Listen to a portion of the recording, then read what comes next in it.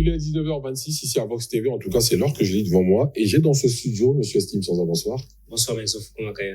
Estime, avec vous, nous allons parler de cette situation qui prévaut au CHU avec toutes ces accusations sur la direction générale et également sur le ministère de la Santé. De quoi cela retourne? Alors, l'intersyndicale du centre hospitalier universitaire de Brazzaville a dénoncé samedi 23 novembre devant la presse d'importants détournements financiers dans l'hôpital, comme le rapporte le site RFI.fr. Le détournement est estimé à près de 1,6 milliard de francs CFA. Les fonds prétendument détournés ont été décaissés du trésor public au profit du CHU depuis avril 2018. Mais tout cet argent aurait pris la direction du Canada, pays d'origine de l'actuel directeur général du CHU qui a pris ses fonctions il y a 8 mois. L'affaire a fait grand bruit toute cette semaine et l'intersyndicat du CHU a demandé aux autorités compétentes de résilier le contrat conclu entre le ministère de la Santé et l'unité de soins internationaux du Canada ayant permis justement la nomination de l'actuelle équipe dirigeante qui est aux commandes de Sylvain Villiard. Et puis on imagine que la direction du CHU de Brazzaville n'est pas restée silencieuse face à ces accusations.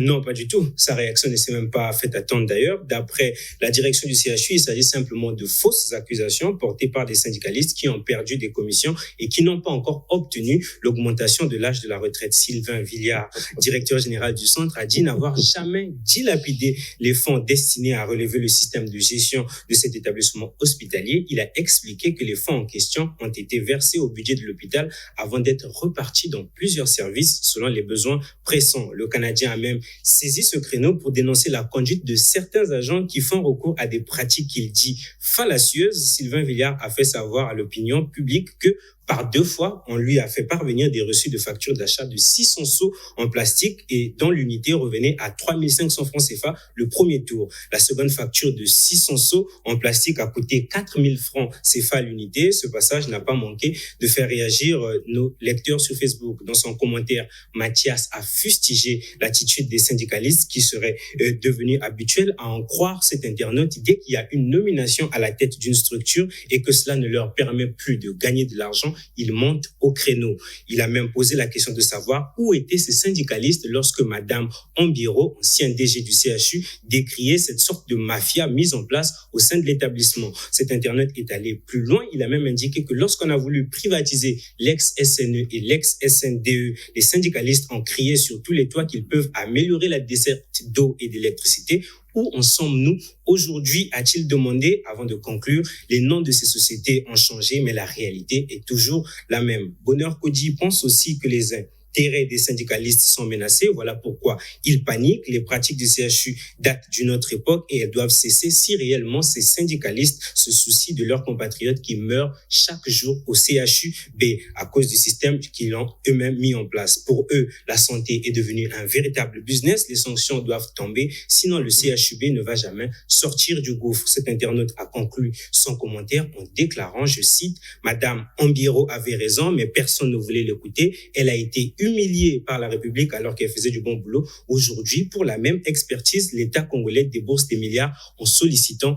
des Canadiens. » Pour Darcy Clausel, la présence du Canadien Sylvain Villiard ne pose absolument aucun problème car depuis que le nouveau DG est là, quelques changements sont visibles. Il a pris pour exemple la réduction des effectifs des salariés qui serait passé de 2076 à 1960 agents et il a aussi cité la disponibilité de certains médicaments ou encore la centralisation des recettes au niveau de la banque postale. Ce lecteur de Vox.cg a aussi précisé qu'avant le recrutement au CHU se faisait d'une manière quasi anarchique, mais aujourd'hui le centre dispose d'un manuel de procédure pour les recrutements qui a été voté à l'unanimité. En guise de conclusion, Darcy a écrit « Il faut reconnaître les efforts fournis et comprendre que tout ne peut pas se faire d'un seul coup car le changement nécessite du temps. » Visiblement choqué par l'affaire des Sceaux, Mi-Destin a manifesté son étonnement quant à leur prix d'achat. D'après lui, 3500 francs ou 4000 francs l'unité, c'est beaucoup trop. Avant d'ajouter, tout le monde est conscient qu'un seau en plastique coûte beaucoup moins que ça.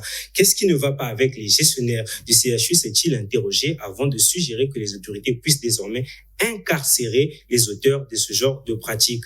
Boti Kalokuta a jugé que la justification du directeur général du CHU était trop superficielle car parler de ces sceaux ne suffit pas pour justifier les dépenses. Veut-il nous faire croire que ces sceaux ont coûté 1,5 milliard de francs CFA? Voilà en substance ce qu'il a exprimé dans son commentaire. Pour Stan, c'est le début de l'affaire des Sceaux, qu'il a ironiquement nommé le Sceaux Gate. On termine avec Océan, un autre internaute qui nous suit régulièrement. Il est convaincu que celui qui qualifie de Messi canadien ne pourra rien faire. Selon Océan, le mal du CHU est causé par les autorités elles-mêmes. Une chose est sûre, lorsque j'écoute tous ces internautes parler, on a comme l'impression, il y a une impression qui se dégage, le directoire du CHU mène à bien sa mission. Mais est-ce que sa structure se porte aussi bien que ce que viennent de dire les internautes? Excellente question, mais pas tant que ça. L'on n'aurait pas tort de penser que le CHU est malade. Pour mieux s'en apercevoir, il faut en réalité être à l'intérieur. Mais ne vous en faites pas, je ne vous oblige pas à y aller sans nécessairement fouiner. On peut se faire une idée de la situation au CHU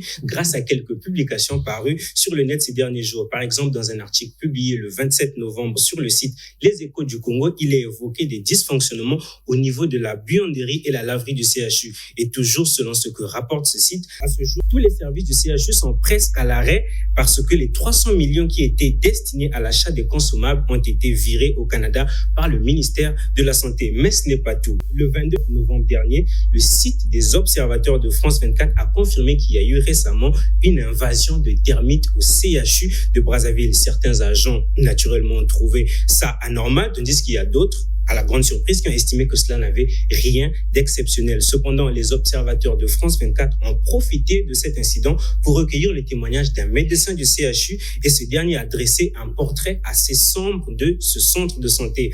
Il a affirmé que le CHU manque de moyens et est dans une situation compliquée depuis maintenant près de 10 ans.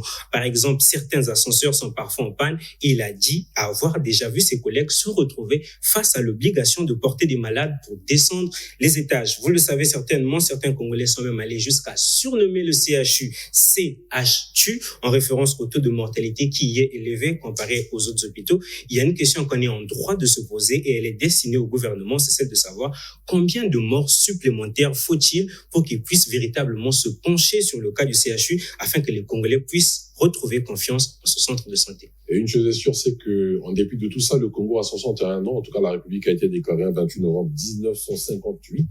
Donc, ça fait 61 ans. Et là-dessus, Vox.cg a écrit un article. Qu'est-ce que les internautes ou qu'est-ce que ceux qui vous suivent pourraient retenir de cet article?